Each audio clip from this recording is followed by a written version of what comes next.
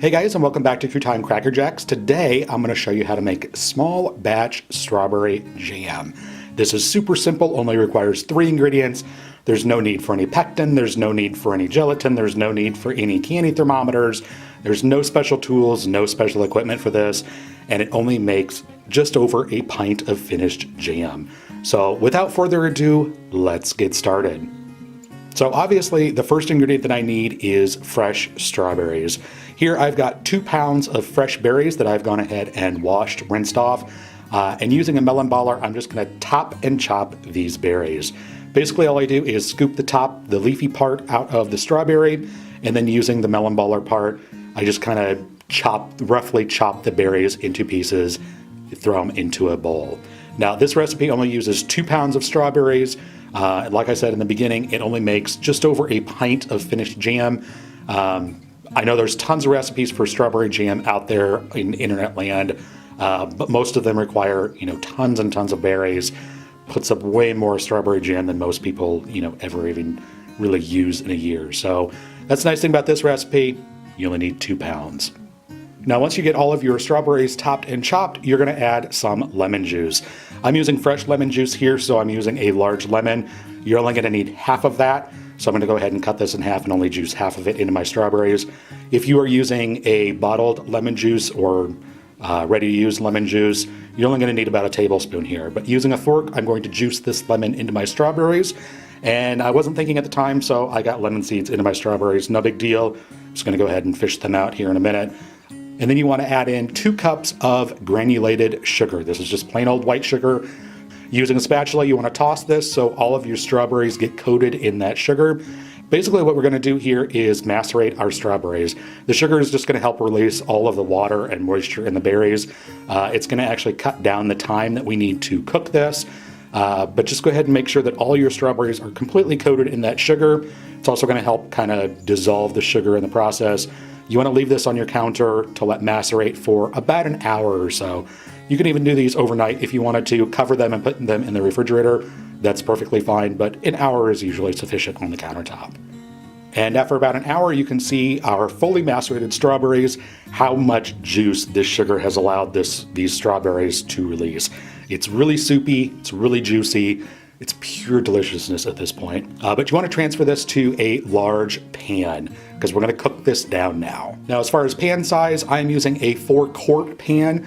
You want to use at least a 4-quart pan for this because this is going to kind of bubble up and foam up. You want to make sure that your pan is big enough that none of that's going to overflow the top of your pan because it's just going to make a sticky mess. So make sure that you use at least a 4-quart pan for this recipe. And over medium-high heat, we want to bring this up to a boil, stirring constantly. Now, throughout this entire process, you're going to need to stir constantly. This is not something that you can just put on your stove and walk away from. You need to baby it. Since we're not using pectin, we're not using gelatin, we're not using any of the fancy stuff, it's just sugar and berries and lemon juice, you're basically making a strawberry candy here. We're going to have to cook this down until it is the proper consistency. Now you can see here my berry mixture has started to come up to a boil, and this is really the time that you want to adjust your heat. If it starts sticking on the bottom, you're going to need to take it off and lower the heat. Once it starts sticking and burning on the bottom, game over. There's no wiggle room there. So turn your heat down between medium and medium-high. Again, stirring constantly. I cannot stress that enough, to stir constantly during this process. You can see how it starts to foam up quite a bit as you're stirring it. If it starts to get up to the very top of your pan, just go ahead and lift your pan up off the heat and again continue stirring, and that'll help kind of the foam retract down a little bit.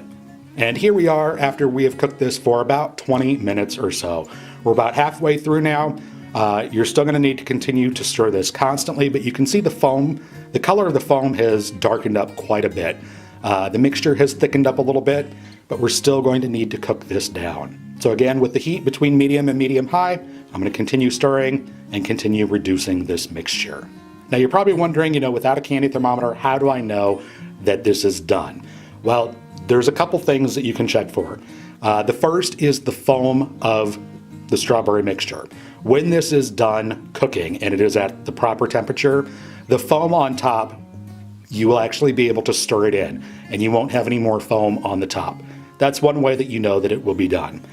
Second way that you'll know that it'll be done is the sound of the boiling is going to change on you. It's no longer going to sound just like boiling water. It's going to sound like it's boiling something thick. And it sounds identical to if you've ever made pudding from scratch, or custard, or even just gravy. It's going to sound really thick. And the bubbles popping you'll know it when you hear it. So as you can see here, as I'm stirring this, the foam has gone away. The bubbling has kind of ceased a little bit. So I know now that my jam is done. But if you want to take one more measure and make sure that your jam is done, what you're going to want to do is take a plate at the beginning of this process and put it in your freezer. Once you think that your jam is done, you want to take a spoonful of that and put it onto the plate that has just been taken out of the freezer. You want this nice and frozen cold. Just spread out a spoonful of your jam on the plate and run your finger straight through it.